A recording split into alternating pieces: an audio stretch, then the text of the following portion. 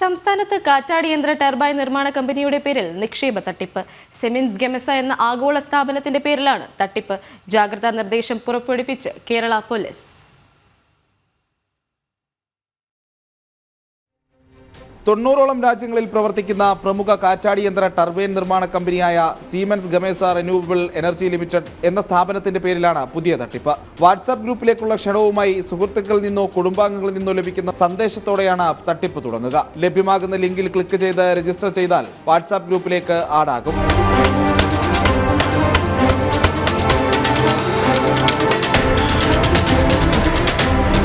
WhatsApp ഗ്രൂപ്പിൽ അംഗമാകുന്നവർക്ക് siemens ഗമേസയിൽ നിക്ഷേപം നടത്തി വൻ ലാഭം നേടാമെന്ന് വാഗ്ദാനം നൽകും. തുടർന്ന് കമ്പനിയുടേതെന്ന രീതിയിൽ വ്യാജ ആപ്പും ഇൻസ്റ്റാൾ ചെയ്യിക്കും. ശേഷം കമ്പനിയുടെ ഉൽപ്പന്നങ്ങളിൽ എന്ന പേരിൽ നിക്ഷേപവും നടത്തിക്കും.